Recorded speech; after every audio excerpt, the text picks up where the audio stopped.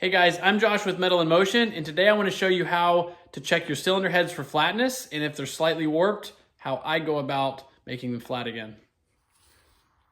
All right, I know some of you guys are going to give me flack over this, but at the end of the day, this is a small engine, and usually these things are a little sloppier than car engines.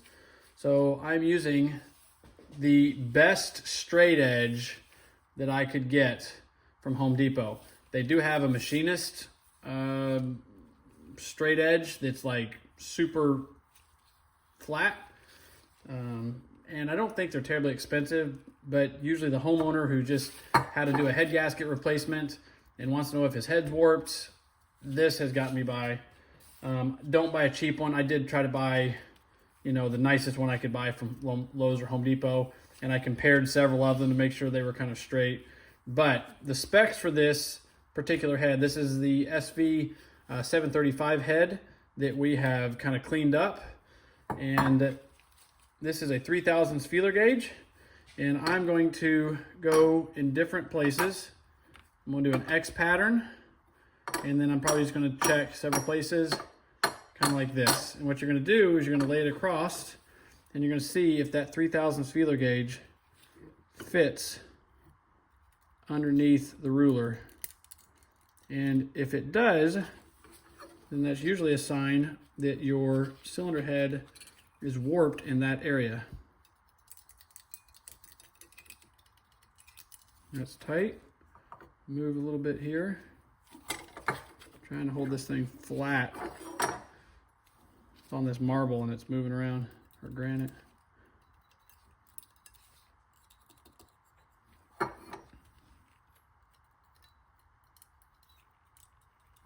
So far it's seeming pretty tight. Now obviously you want to get the gasket material all cleaned off completely, because if you have any gasket material, it's going to cause your ruler to rock.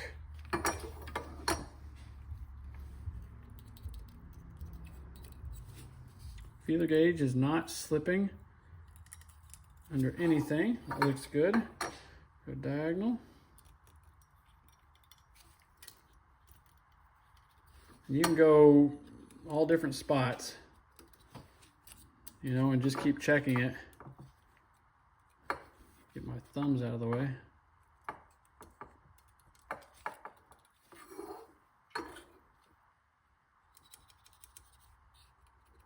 It's tight, guys. All right, so what happens if you've got your straight edge on here, and you're using your feeler gauge, and your feeler gauge goes underneath the straight edge, comes out the other side?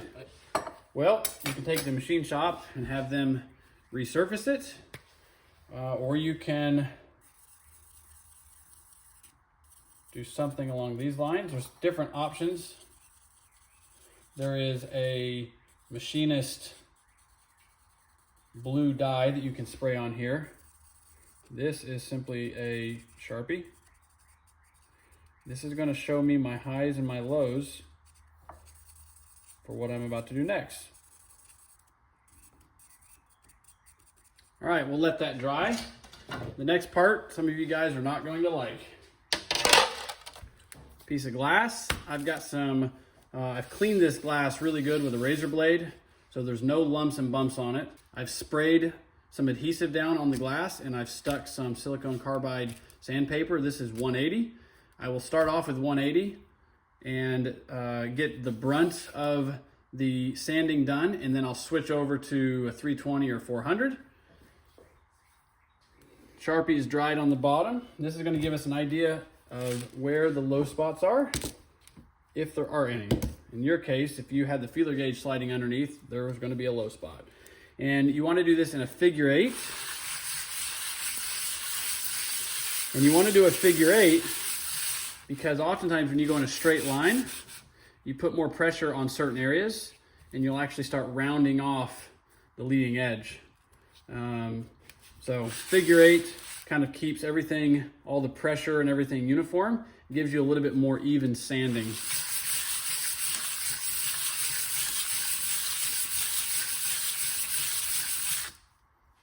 Right offhand, you can see we've got some lows, a little bit of lows A couple little spots in here. Let's keep going. You see that low spot right there? Now, it might be a low spot, but it might still be within spec because obviously you've got a 3/1000 clearance to be able to do this. So the feeler gauge, as long as it doesn't go under there, that low spot is less than 3/1000 and the gasket's gonna make up for that difference. You're gonna be fine. Once you finish sanding, it's very important that you clean everything down with some carburetor cleaner, or I use brake cleaner. Get all of this sand off of this head, all this grinding grit, because the last thing you want that stuff to do is get on your guides and on your valve train and start just chewing everything up. So wash it thoroughly, blow it off with an air compressor, dry it out, and you're ready to start assembling it. And this is something that I don't do without completely telling the customer. This is something that I do on my machines. This is probably the 7th or 8th one of these I've done successfully and not had any issues whatsoever. But I always tell the customer what's going on. Hey, this is something we can try. If it works, you get out of it cheaper than purchasing a cylinder head or even doing some of the machine shop work.